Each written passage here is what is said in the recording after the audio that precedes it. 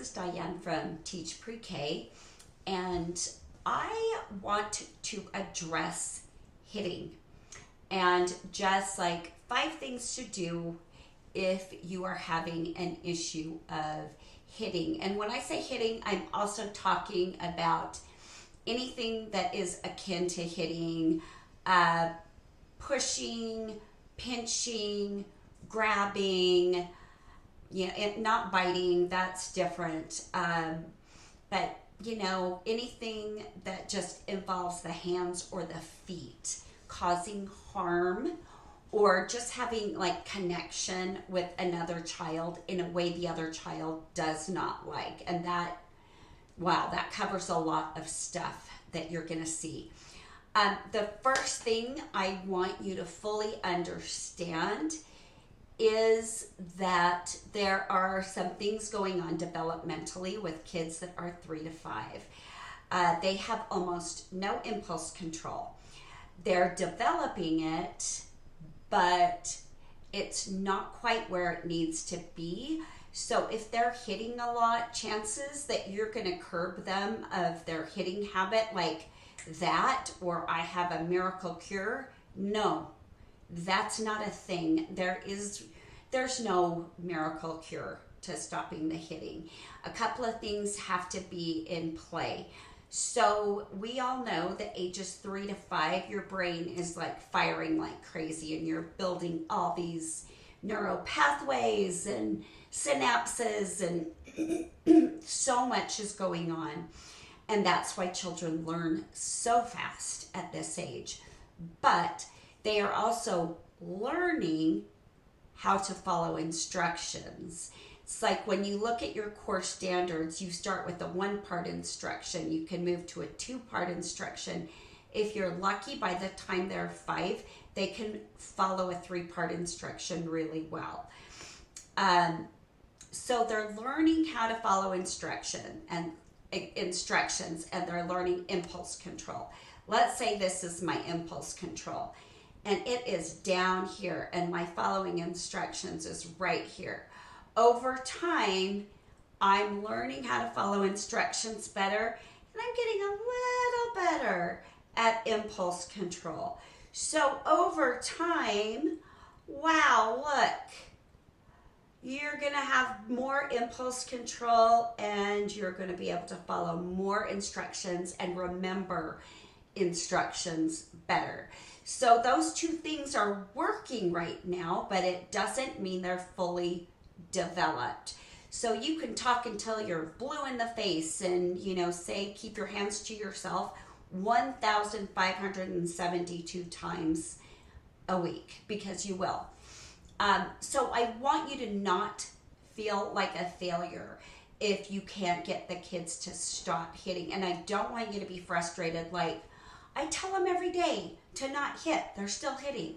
Yeah, because their brains aren't developed enough yet to where they're going to fully understand the instruction of keep your hands to yourself, and their impulse control of hitting, you know what I'm saying, is there. It's not. It just isn't. Neither of those things are where they are when you're an older child or an adult. I mean, I have no impulse control when it comes to candy, so I still have not developed that impulse control, right? So there's 5 things that I want you to do when you are trying, to curtail that hitting. First off, when you've got those 1 or 2 kids in your class, God forbid 3 or 4, I want you to spend some time observing those kids. I want you to observe the times of the day when they are hitting other kids. Is it circle time? Is it center time? Is it mostly transitions? Is it right before snack time when they're really hungry? So if you observe long enough, you're going to start seeing some patterns develop. I have one little guy in my 3-year-old class that hits all the time. It doesn't matter. So that's my pattern with him. I have a child in my 4 to 5-year-old class that is hitting anytime something isn't going his way. Anytime anyone says something he doesn't want to hear. So it's this real, kind of oppositional defiance kind of hitting. And that child's hitting is coming from anger. There's a lot of anger behind it. Whereas the kid in my 3-year-old class, he loves the reaction that he gets when he hits somebody, especially this one little girl who screams to high heaven and has this really expressive face with a gigantic mouth, and she just lets it all go, and he loves it. He loves to watch it. He smiles a lot when he hits people or pinches people and he gets a reaction. And it's not because he's an evil kid. He's one that hasn't been around children very much. He finally has a little baby sister at home, so his little learning curve's going to ratchet up a little bit more when he tries to hit the baby sister and gets negative reactions both from his parents, and then he'll start to realize he's hurting his baby sister and he loves her and he doesn't want to do that. He doesn't want to hurt anyone. He just loves to watch their reaction. So that's another thing you can see with your observation is what kind of hitting is this? Is it coming from, like I said, just wanting to see the reaction? Are they angry? The kid who's angry has a lot of past trauma that he's working through.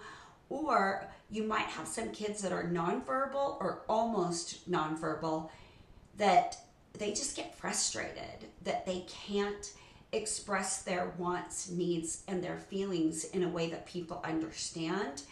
So they feel like they're not being heard. And that is pure frustration. So you observe the child, you see why and when they are doing what they are doing, and then you have to act on it. The number one thing that you can do when you are acting on it is remain calm. And I hope the things I'm telling you in this video will help you. Please remember that when they are hitting and you've told them 1,000 times not to hit, they're not doing it to spite you. It has nothing to do with you. They are so self-centered, they're not even thinking of you. They might want your attention, so if they get a big reaction out of you, they might want that. But if they get this calm, no-nonsense teacher who comes over and just, states it how it is and tells them what to do and what's acceptable and what's not acceptable and what your expectations are, that's going to start to change things a little bit with that child. So one thing that you can do, this is number 2, is after you've done some observations, when you approach the child who has hit another child, name that emotion for the child that's doing some hitting. So for one child, I might say, okay, you're angry, and you can look at the situation and you can figure out why he's angry. He said something that hurt your feelings. He took that toy you wanted to play with. Oh, you're frustrated. We're not understanding what you want right now. Let's take a breath and let's work through this. Oh, hey, yeah, she got really upset because it hurt. It hurts when we hit, okay? So even with the kid who likes the reaction, I'm telling him, yeah, but the reason she's reacting that way or he's reacting that way is it hurt. It hurts, or it's scary to have someone grab you like that. Then I want you to show them what's acceptable in a calm way. You just say, oh, put their hands on their body. Our hands are on our bodies. Well, okay, let me rephrase that. Have them put their own hands on their body, because if I'm putting their hands on their body, mixed message, right? Say, put your hands on your body. It's okay to touch yourself. Not okay to touch friends. We keep our hands on our own body. Our own body. We don't touch other friends, because even if we don't mean to, we might hurt them. I don't want you to get hurt by someone, and I don't want them to get hurt by someone. Keep your hands to yourself. Yeah, touch your body. Is it going to work that first time? No, it's not. You come up to the anger situation. You get those kids together. We're going to talk this out. Hey, Tommy, it hurt Joe's feelings when you took that toy from him. He wasn't done playing with it. Joe, we don't need to hit. Instead, let's use our words. Let's use our words and say, I wasn't finished playing with that. Please give it back. Or come to a teacher and I'll step in and help you. So I've got to give them, naming the emotion. That's what, number 2. But then number 3 is I am stating my expectations and telling them what's acceptable. It's acceptable to touch our own body. In our classroom, what's acceptable is touching ourselves. What is not acceptable is touching other people. I expect you to use your words when you want something, because it is not acceptable to touch someone else's body. If someone is frustrated because they can't communicate, I expect you to tell. That's a hard one, guys. How am I going to phrase this so that you'll understand? Because I handle this all the time. I would go to that child and I would say, okay, I see you're frustrated. I'm not understanding you. He's not understanding you. How can you tell me what you want? How can you show me what you want? Show me without touching anyone what you want. Show me. Because they can communicate with their actions. That's a tough one, so that's going to really take some thinking. It took me some thinking. Also, your 4th thing that you should do is you should pre-teach. And this is super effective. Super effective. I wait at the door with the little water bottle tray and hand sanitizer as the kids come in every single day. If a child is having an issue hitting, as they come in, I look them in the eye and I say, give them their hand sanitizer. Soft hands today. Hands to yourself. Soft hands and hands to yourself. Or inside voice. Screaming's not okay. Inside voice. Inside voice. Things like that. So I'm pre-teaching them, giving them this little reminder before they come in. And you guys, it helps. It brings that, following instructions up higher and higher because they're hearing them over and over. When we get to circle time, one of the first things I say is if you are sitting quietly with your hands in your lap, your hands are best buddies. They can't touch anyone else. You can only touch yourself, hands to yourself. Put your hands on your knees. You can touch your body, but not anyone else's. So I'll do a quick check-in with hands to yourself, please. Hands to yourself. Your body should not be connected to another person's body. Only your body. Only your body. No part of your body should be touching another person's body. It takes 2 seconds, but they hear that over and over and over and over, and that instructions is going up while their impulse control, as they get bigger and start learning more and start maturing, and as their parts of their brain are developing, their impulse control is growing too. So you want both of those things working at the same time. So before we go into center time, which is a lot of times I see grabbing of toys, which leads to hitting and pushing, or pushing someone out of the way to get to a center, I always will teach how to be at that center. Sometimes I'll demonstrate the wrong thing to do, and the kids will have to tell me what I did wrong. They love that. That's super effective because they are telling me the right way to play in that center, and they are telling me that they know the right way to play in that center. Sometimes I'll ask questions. Is it okay to take this block and throw it at Judy's head? No. Why? Because that would really hurt Judy. So we're learning that our actions of throwing that block at Judy could cause Judy to get hurt, right? So we're learning that that's a bad choice. So I'm teaching how to be in those centers. I also mention as we go to the line, we are keeping our hands to ourselves and a bubble in our mouth as we walk to that line. Another thing that you do, and this is the fifth thing that you do to kind of bring everything all together, is you can offer choices. And sometimes the choices have to be super cut and dry, black and white. As far as the throwing toys, because they will hit another child and it will hurt, they just will. It is, if you throw, you've got to go, right? So if you throw at a center, you got to go. Or if you throw, toys got to go.